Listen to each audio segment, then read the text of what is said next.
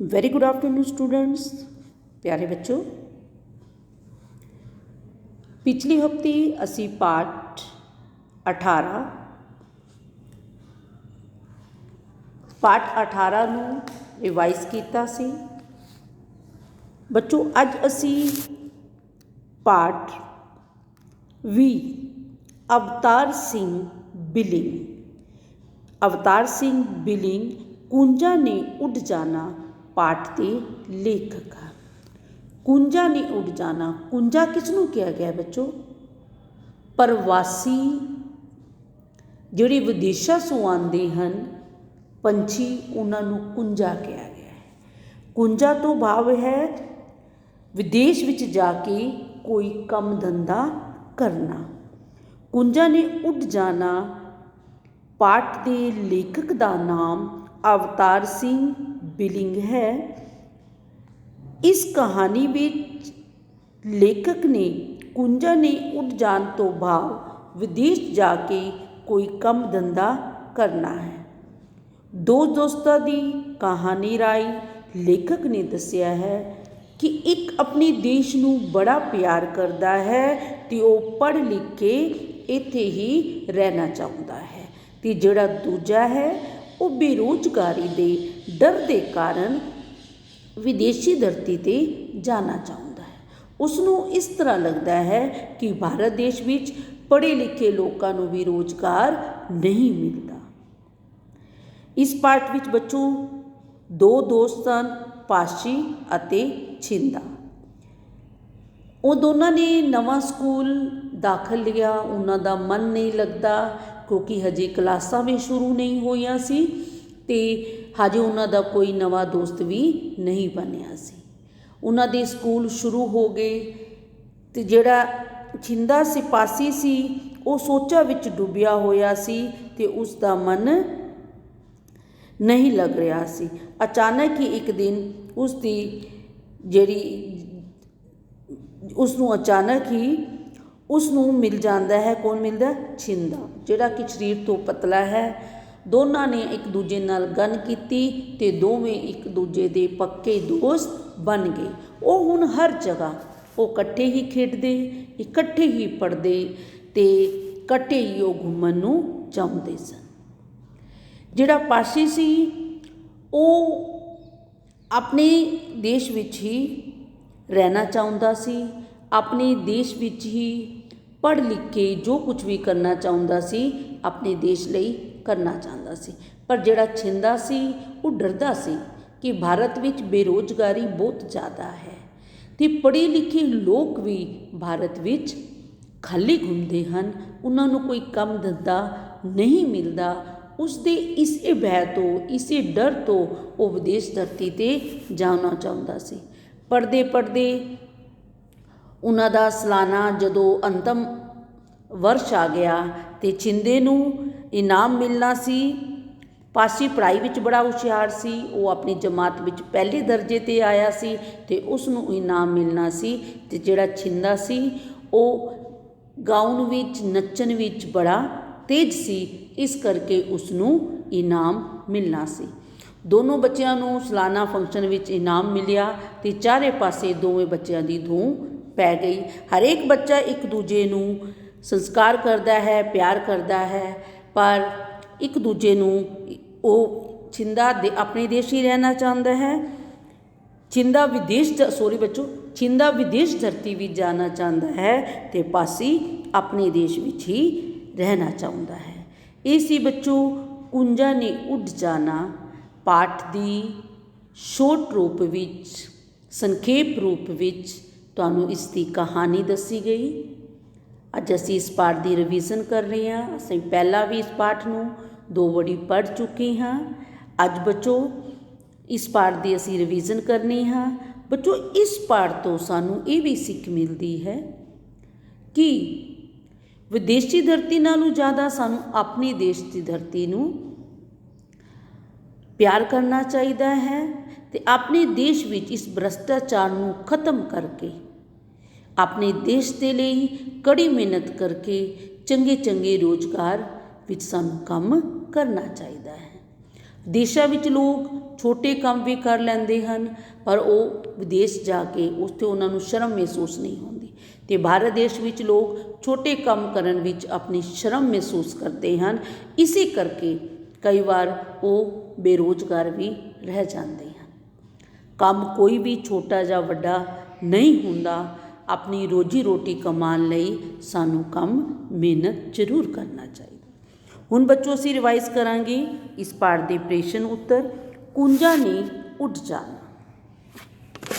ਕੁੰਜਾਂ ਨੇ ਉੱਡ ਜਾਣਾ ਪਾਠ ਦੇ ਪਹਿਲਾ ਪ੍ਰਸ਼ਨ ਹੈ ਬੱਚੋ, ਪਾਸ਼ੀ ਦਾ ਦਿਲ ਕਿਉਂ ਨਹੀਂ ਲੱਗ ਰਿਹਾ ਸੀ।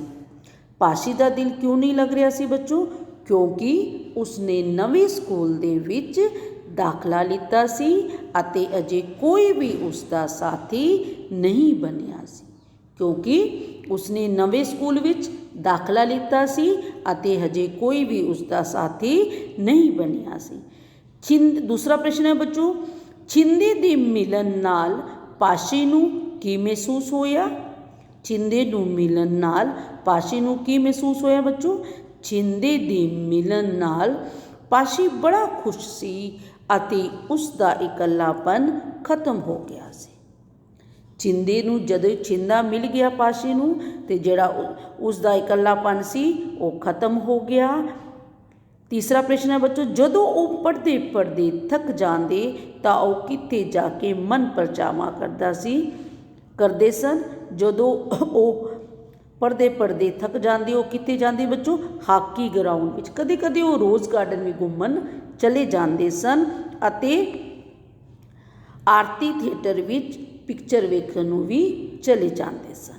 ਸਾਲਾਨਾ ਫੰਕਸ਼ਨ ਵਿੱਚ ਦੋਵਾਂ ਦੋਸਤਾਂ ਨੂੰ ਕਾਹਦੇ ਵਿੱਚ ਧੂਮਾਂ ਪਾਈਆਂ ਸਨ? ਪਾਸ਼ੀ ਨੇ ਪਿਛਲੇ ਸਾਲ +1 ਦੇ ਇਮਤਿਹਾਨ ਵਿੱਚੋਂ ਫਸਟ ਆਉਣ ਕਰਕੇ ਉਸਨੂੰ ਇਨਾਮ ਮਿਲਣਾ ਸੀ ਅਤੇ ਛਿੰਦੇ ਨੂੰ ਪੰਜਾਬੀ ਨਾਚ ਵਿੱਚ ਗਾਉਣ ਵਜਾਉਣ ਅਤੇ ਭੰਗੜਾ ਪਾਉਣ ਵਿੱਚ। ਪਾਸ਼ੀ ਦੇ ਮਨ ਨੂੰ ਕੀ ਤਸੱਲੀ ਸੀ? ਪਾਸ਼ੀ ਦੇ ਮਨ ਨੂੰ ਤਸੱਲੀ ਸੀ ਕਿ ਉਹ ਪੜ੍ਹ ਲਿਖ ਕੇ ਜੋ ਵੀ ਹੋ ਸਕਿਆ ਆਪਣੇ ਦੇਸ਼ ਲਈ ਕਰੇਗਾ। ਕੀ ਤਸੱਲੀ ਸੀ? ਕਿ ਉਹ ਪੜ੍ਹ ਲਿਖ ਕੇ ਜੋ ਵੀ ਉਸ ਕੋਲ ਹੋ ਸਕਿਆ ਉਹ ਆਪਣੇ ਦੇਸ਼ ਲਈ ਕਰੇਗਾ। ਅਗਲਾ ਹੈ ਬੱਚੋ ਵੱਡੇ ਪ੍ਰਸ਼ਨ ਉੱਤਰ।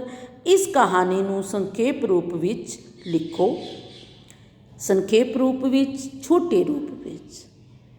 ਹਾਂਜੀ ਬੱਚੋ, ਤੁਹਾਨੂੰ ਸਭ ਪਤਾ, ਬੱਚਿਆਂ ਨੂੰ ਕਹਾਣੀ ਪਤਾ ਹੈ। ਤੁਸੀਂ ਸਾਰੇ ਬੱਚੇ ਇਸ ਕਹਾਣੀ ਨੂੰ ਸੰਖੇਪ ਰੂਪ ਵਿੱਚ ਲਿਖ ਸਕਦੇ ਹੋ। ਕਿਵੇਂ ਲਿਖਾਂਗੇ ਬੱਚੋ? ਇਸ ਕਹਾਣੀ ਵਿੱਚ ਕੁੰਜਾਂ ਨੇ ਉੱਡ ਜਾਣਾ ਤੋਂ ਭਾਵ ਹੈ ਵਿਦੇਸ਼ ਜਾ ਕੇ ਕੋਈ ਕੰਮ ਧੰਦਾ ਕਰਨਾ। ਇਸ ਕਹਾਣੀ ਵਿੱਚ ਦੋ ਦੋਸਤਾਂ ਦੀ ਕਹਾਣੀ ਰਾਹੀਂ ਲੇਖਕ ਨੇ ਦੱਸਿਆ ਹੈ ਕਿ ਇੱਕ ਆਪਣੇ ਦੇਸ਼ ਨੂੰ ਪਿਆਰ ਕਰਦਾ ਹੈ, ਉਹ ਪੜ੍ਹ ਲਿਖ ਕੇ ਇੱਥੇ ਹੀ ਰਹਿਣਾ ਚਾਹੁੰਦਾ ਹੈ, ਜਦੋਂ ਕਿ ਦੂਜਾ ਬੇਰੁਜ਼ਗਾਰੀ ਦੇ ਡਰੋਂ ਵਿਦੇਸ਼ੀ ਧਰਤੀ 'ਤੇ ਜਾਣਾ ਚਾਹੁੰਦਾ ਹੈ। ਅਗਲਾ ਪ੍ਰਸ਼ਨ ਹੈ ਬੱਚੋ, ਪਾਸ਼ੀ ਦੀ ਛਿੰਦਿਆਂ ਨਵੇਂ ਸਕੂਲ ਵਿੱਚ ਆ ਕੇ ਕੀ ਮਹਿਸੂਸ ਕਰਦੇ ਸਨ ਅਤੇ ਉਹਨਾਂ ਦਾ ਮਨ ਕਿਵੇਂ ਲੱਗਿਆ? ਪਾਸ਼ੀ ਤੇ ਛਿੰਦਾ ਨਵੇਂ ਸਕੂਲ ਵਿੱਚ ਆ ਕੇ ਆਪਣੇ ਆਪ ਨੂੰ ਇਕੱਲਾ ਮਹਿਸੂਸ ਕਰਦੇ ਸਨ। ਕੋਈ ਵੀ ਹੈ ਨਵੇਂ ਸਕੂਲ ਵਿੱਚ ਆਏ, ਨਵੀਂ ਥਾਂ 'ਤੇ ਜਾਵੇ ਤਾਂ ਉਸ ਦਾ ਮਨ ਨਹੀਂ ਲੱਗਦਾ, ਪਰ ਧੀਰੇ ਧੀਰੇ ਉਸ ਦਾ ਮਨ ਲੱਗ ਜਾਂਦਾ ਹੈ। ਪਾਸ਼ੀ ਤੇ ਛਿੰਦਾ ਨਵੇਂ ਸਕੂਲ ਵਿੱਚ ਆ ਕੇ ਆਪਣੇ ਆਪ ਨੂੰ ਇਕੱਲਾ ਮਹਿਸੂਸ ਕਰਦੇ ਸਨ। ਉਹਨਾਂ ਦਾ ਕੋਈ ਵੀ ਸਾਥੀ ਨਹੀਂ ਬਣਿਆ ਸੀ। ਇੱਕ ਦਿਨ ਅਚਾਨਕ ਦੋਵਾਂ ਦੀ ਆਪਸ ਵਿੱਚ ਗੱਲਬਾਤ ਹੋਈ ਅਤੇ ਉਹ ਦੋਵੇਂ ਇੱਕ ਦੂਜੇ ਦੇ ਪੱਕੇ ਮਿੱਤਰ ਬਣ ਗਏ। ਉਹ ਪਰਛਾਵੇਂ ਵਾਂਗ ਇੱਕ ਦੂਜੇ ਦਾ ਸਾਥ ਦਿੰਦੇ, ਉਹ ਇਕੱਠੇ ਪੜ੍ਹਦੇ, ਇਕੱਠੇ ਖੇਡਦੇ ਅਤੇ ਇਕੱਠੇ ਹੀ ਘੁੰਮਦੇ ਫਿਰਦੇ ਸਨ। ਇਸ ਪ੍ਰਕਾਰ ਉਹਨਾਂ ਦਾ ਮਨ ਲੱਗਿਆ। ਅਗਲਾ ਪ੍ਰਸ਼ਨ ਹੈ ਬੱਚੋ, ਛਿੰਦਾ ਬਾਹਰ ਵਿਦੇਸ਼ ਜਾਣ ਦਾ ਸ਼ੌਕੀਨ ਸੀ, ਕਿਉਂ? ਛਿੰਦੇ ਨੂੰ ਇਸ ਗੱਲ ਦਾ ਡਰ ਸੀ ਕਿ ਭਾਰਤ ਵਿੱਚ ਪੜ੍ਹੇ ਲਿਖੇ ਲੋਕ ਵੀ ਬੇਰੁਜ਼ਗਾਰ ਘੁੰਮਦੇ ਹਨ ਅਤੇ ਉਹਨਾਂ ਨੂੰ ਕੋਈ ਕੰਮ ਧੰਦਾ ਨਹੀਂ ਮਿਲਦਾ। ਇਸ ਡਰ ਤੋਂ ਉਹ ਬਾਹਰ ਵਿਦੇਸ਼ ਜਾਣ ਦਾ ਸ਼ੌਕੀਨ ਸੀ। ਛਿੰਦੇ ਨੂੰ ਕਿਸ ਗੱਲ ਦਾ ਡਰ ਸੀ ਬੱਚੋ? ਕਿ ਭਾਰਤ ਵਿੱਚ ਪੜ੍ਹੇ ਲਿਖੇ ਲੋਕ ਵੀ ਬੇਰੁਜ਼ਗਾਰ ਘੁੰਮਦੇ ਹਨ ਅਤੇ ਉਹਨਾਂ ਨੂੰ ਕੋਈ ਕੰਮ ਧੰਦਾ ਨਹੀਂ ਮਿਲਦਾ। ਇਸੇ ਡਰ ਤੋਂ ਉਹ ਬਾਹਰ ਵਿਦੇਸ਼ ਜਾਣ ਦਾ ਸ਼ੌਕੀਨ ਸੀ। ਇਹ ਸੀ ਬੱਚੋ ਇਸ ਪਾਠ ਦੇ ਪ੍ਰਸ਼ਨ ਉੱਤਰ। ਹੁਣ ਬੱਚੋ ਅਸੀਂ ਇਸ ਪਾਠ ਦੀ ਬੈਕ ਐਕਸਰਸਾਈਜ਼ ਬਹੁ ਵਿਕਲਪੀ ਪ੍ਰਸ਼ਨ। ਪਾਸ਼ੀ ਕਿੱਥੇ ਰਹਿ ਕੇ ਪੜ੍ਹਨ ਆਇਆ ਸੀ? ਪਰਦੇਸ ਵਿੱਚ, ਹੋਸਟਲ ਵਿੱਚ, ਘਰ ਵਿੱਚ ਜਾਂ ਵਿਦੇਸ਼ ਵਿੱਚ? ਕਿੱਥੇ ਬਹਿ ਕੇ ਪੜ੍ਹਨ ਆਇਆ ਸੀ ਬੱਚੋ? ਹੋਸਟਲ ਵਿੱਚ। ਹੋਸਟਲ ਵਿੱਚ। ਛਿੰਦਾ ਕੌਣ ਸੀ? ਇੱਕ ਸ਼ਰਾਰਤੀ ਮੁੰਡਾ, ਇੱਕ ਬਦਮਾਸ਼ ਮੁੰਡਾ, ਇੱਕ ਲੁਟੇਰਾ ਜਾਂ ਪਾਸ਼ੀ ਦਾ ਜਮਾਤੀ? ਕੌਣ ਸੀ ਬੱਚੋ? ਪਾਸ਼ੀ ਦਾ ਜਮਾਤੀ ਸੀ। ਤੀਜਾ ਹੈ ਬੱਚੋ, ਛਿੰਦਾ ਕਿੱਥੇ ਜਾਣਾ ਚਾਹੁੰਦਾ ਸੀ? ਵਿਦੇਸ਼, ਸ਼ਹਿਰ ਵਿੱਚ, ਬਾਹਰਲੇ ਸੂਬੇ ਵਿੱਚ ਜਾਂ ਪਹਾੜੀ ਇਲਾਕੇ ਵਿੱਚ? ਕਿੱਥੇ ਜਾਣਾ ਚਾਹੁੰਦਾ ਸੀ? ਵਿਦੇਸ਼ ਵਿੱਚ। ਛਿੰਦਾ ਕਾਹਦੇ ਵਿੱਚ ਨਿਪੁੰਨ ਸੀ? ਖੇਡਾਂ ਵਿੱਚ, ਕਿਸੇ ਕੰਮ ਵਿੱਚ ਵੀ ਨਹੀਂ, ਗਾਉਣ ਅਤੇ ਨੱਚਣ ਵਿੱਚ ਜਾਂ ਪੜ੍ਹਾਈ ਵਿੱਚ? ਕਿੱਥੇ ਸੀ? ਗਾਉਣ ਅਤੇ ਨੱਚਣ ਵਿੱਚ। ਅੱਗੇ ਹੈ ਬੱਚੋ, ਕੁੰਜਾਂ ਨੇ ਉੱਡ ਜਾਣ ਤੋਂ ਕੀ ਭਾਵ ਹੈ? ਕੁੰਜਾਂ ਨੂੰ ਉੱਡ ਜਾਣ ਤੋਂ ਭਾਵ ਹੈ ਸ਼ਹਿਰ ਚਲੇ ਜਾਣਾ, ਹਰ ਪ੍ਰਾਂਤ ਵਿੱਚ ਚਲੇ ਜਾਣਾ ਜਾਂ ਪੰਛੀਆਂ ਦਾ ਉੱਡ ਜਾਣਾ ਜਾਂ ਵਿਦੇਸ਼ ਚਲੇ ਜਾਣਾ। ਇਸ ਤੋਂ ਕੀ ਭਾਵ ਹੈ ਬੱਚੋ? ਵਿਦੇਸ਼ ਚਲੇ ਜਾਣਾ। ਅੱਗੇ ਹੈ ਬੱਚੋ, ਖਾਲੀ ਥਾਵਾਂ ਭਰੋ। ਪਾਸ਼ੀ ਦਾ ਨਵੇਂ ਸਕੂਲ ਵਿੱਚ ਜਾ ਕੇ ਡੈਸ਼ ਨਹੀਂ ਸੀ ਲੱਗ ਰਿਹਾ। ਪਾਸ਼ੀ ਦਾ ਬੱਚੋ ਨਵੇਂ ਸਕੂਲ ਵਿੱਚ ਜਾ ਕੇ ਕੀ ਨਹੀਂ ਲੱਗ ਰਿਹਾ ਸੀ? ਦਿਲ।